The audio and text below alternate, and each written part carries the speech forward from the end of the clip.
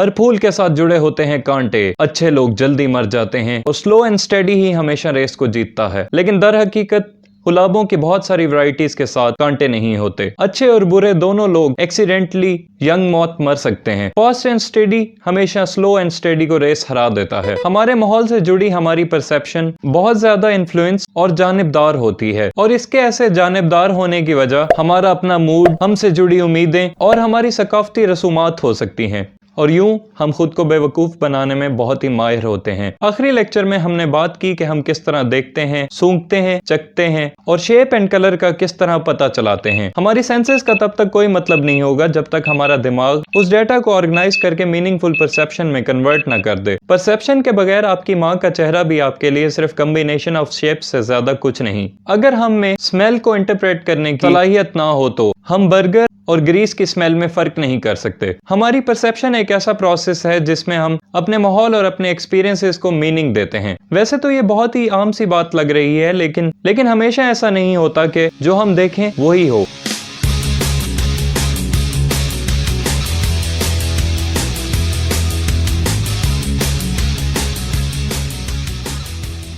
हमारी परसेप्शन हमें जिंदगी की अंडरस्टैंडिंग देती है। इस तरह की हजारों मिसालें दी जा सकती हैं जिससे ये साबित हो कि हमारा जहन नजरिया या परसेप्शन बनाने का काम करता है और हमारी आंखें सिर्फ रॉ डेटा को फिल करती हैं। ये डेटा बहुत इंपॉर्टेंट होता है, लेकिन ये हमारा नजरिया नहीं होता। हमारा नजरिया दरअसल हमारे दिमाग की तख्लीक है, ना कि हमारी आंखों की। इस तस्वीर में आपको कौन सा परिंदा नजर आ रहा है? यकीनन ये आपको एक बत्तख लग रही होगी, लेकिन अगर मैं आपसे पूछूं कि ये कौन सा मैमल है तो अब आपको ये फौरन एक खरगोश लगने लगेगा। अब आपको इस तस्वीर में दोनों ही नजर आने लगे होंगे, पर आपका दिमाग लिस्ट में जो चीज पहले बोली गई है इस तस्वीर में उसी को देखना चाहता होगा, या आपका दिमाग ऐसी चीज को इमेजिन कर रहा होगा जो आपके लिए ज्यादा फेमिलियर है। बर्ड और मैमल का नाम लेने से मैंने आपकी एक्सपेक्टेशन को इन्फ्लुएंस किया और आपको वही दिखाया जो मैं आपको दिखाना चाहता था। हमारी एक्सपेक्टेशन हमारे परसेप्चुअल सेट में सिर्फ एक ही factor, sometimes seeing is believing, लेकिन परसेप्चुअल सेट थ्योरी हमें बताती है कि believing is also seeing. Perceptual set में एक और अहम चीज जो शामिल है वो है कॉन्टेक्स्ट। हो सकता है कि ऑरेंज कपड़े का आपके लिए कोई मतलब ना हो, लेकिन हिंदुओं के मुल्क में इसका बहुत ही गहरा मतलब होता है। ये ऑरेंज कपड़ा सिर्फ कपड़ा नहीं, ये बात कल्चर की अहमियत को जाहिर करती है। हमारी परसेप्शन सिर्फ हमारे कॉन्टेक्स्ट और हमारी एक्सपेक्टेशन से ही नहीं जुड़े होते, बल्कि इसका ताल्लुक हमारे मूड और हमारे इमोशन से भी होता है। जैसे किसी मुल्क का कौमी तराना बजते ही उस मुल्क के लोग अदब और एहतराम का इजहार करने लगते हैं, जबकि जरूरी नहीं कि बाकी सब लोग भी ऐसा ही करें। बाज़ औक़ात आपका जाती परसेप्चुअल सेट आपको किसी कंक्लूजन की जानिब ले निकलता है, लेकिन ये परसेप्चुअल सेट मिसलीडिंग भी हो सकते हैं और बाज़ औक़ात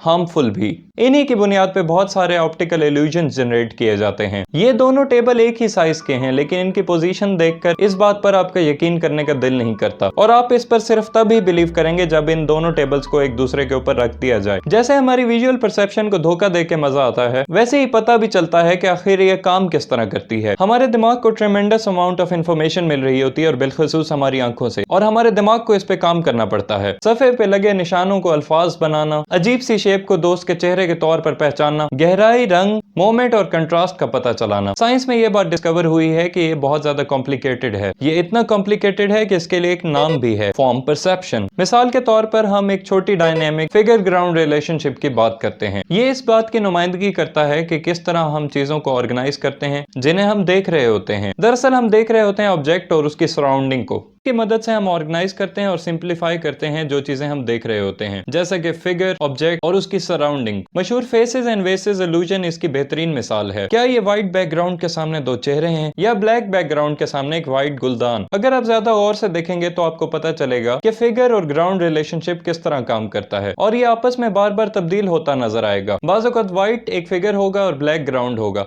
और बाज़ औक़ात ब्लैक एक फिगर होगा और व्हाइट ग्राउंड होगा। यही कॉन्सेप्ट नॉन विजुअल परसेप्शन पर भी अप्लाई होता है। मिसाल के तौर पर आप एक पार्टी में भटक रहे हैं और अपने क्रश का पीछा कर रहे हैं, और आप बस ये सुनना चाहते हैं कि आखिर वो क्या बातें कर रही है। जो ही आपकी अटेंशन का फोकस उसकी आवाज पर जाता है तो वो आवाज फिगर बन जाती है और बाकी तमाम आवाजें बैकग्राउंड बन जाती हैं। अब जब आपके माइंड ने फिगर को ग्राउंड से अलग कर ही लिया है तो यकीनन अब ये मीनिंगफुल परसेप्शन बनाने की कोशिश करेगा। मिसाल के तौर पर आपके सामने बैठे हुए काउच सोच पर जो शेप है वो एक इंसान है, और ये कोई आम इंसान नहीं बल्कि आपके ख्वाबों का शहजादा है। वो तरीका जिसके जरिए हमारा जहन चीजों को ऑर्गेनाइज करता है वो 3 हिस्सों पर मुश्तमिल होता है: प्रॉक्सिमिटी, कॉन्टिन्यूटी एंड क्लेयर। प्रॉक्सिमिटी का रूल कहता है कि हम पास मौजूद चीजों को एक ही ग्रुप में कंसिडर करने की कोशिश करते हैं, कि जैसा कि पबजी खेलने वाले इस तरफ खड़े हैं, अतुल गाजी के फैन वो खड़े हैं, आखिर ये सब लोग एक पार्टी में क्यों हैं? इसकी वजह यह है कि हम हर चीज में कॉन्टिन्यूटी कंसिडर करने लगते हैं और अपनी परसेप्शन में उन चीजों को इग्नोर कर देते हैं जो कि तरतीब से हटकर भी हों। हम चीजों को जोड़ना भी चाहते हैं। यहाँ सिर्फ ब्रेकअप की बात नहीं हो रही। क्लेयर के तौर पर हमारी परसेप्शन विजुअली गैप्स को भी फिल कर देती है। जैसे कि यहाँ पर हमें एक इल्यूजनरी ट्रायंगल नजर आ रही है जो इस सर्कल को तोड़ रही है,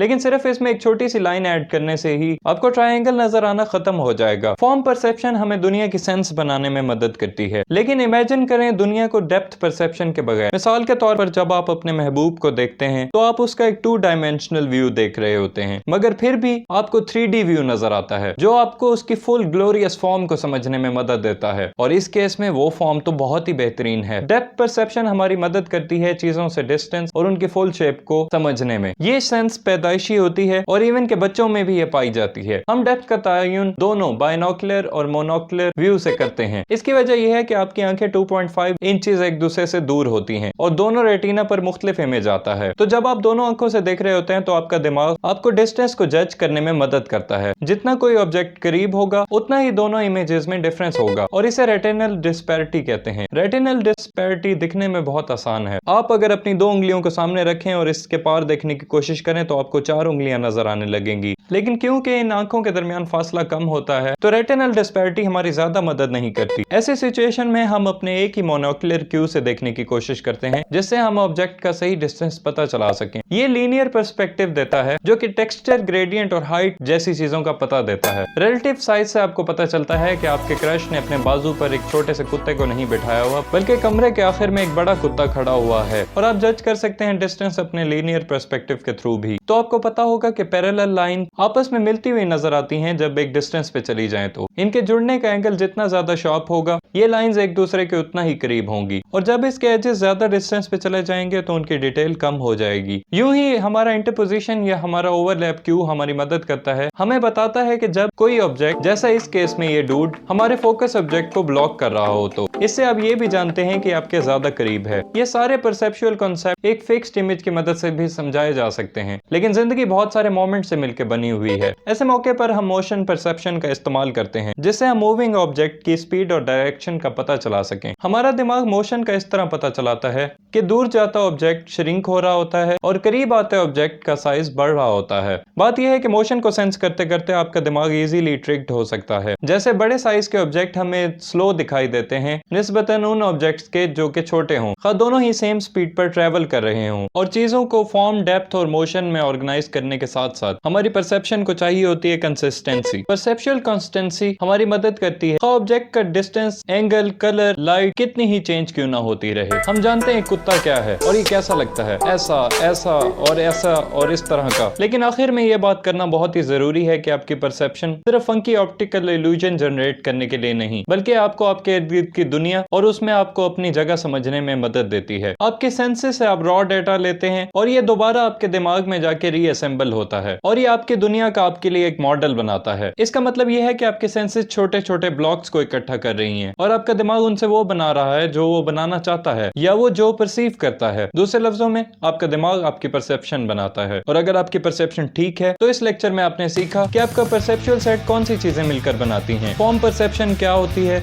और वो कैसे काम करती है, और किस तरह बहुत सारे विजुअल क्यूज आपकी डेप्थ परसेप्शन पर असरअंदाज होते हैं। तो देखते रहिए इवनिंग क्लासरूम और सब्सक्राइब करना मत भूलिएगा।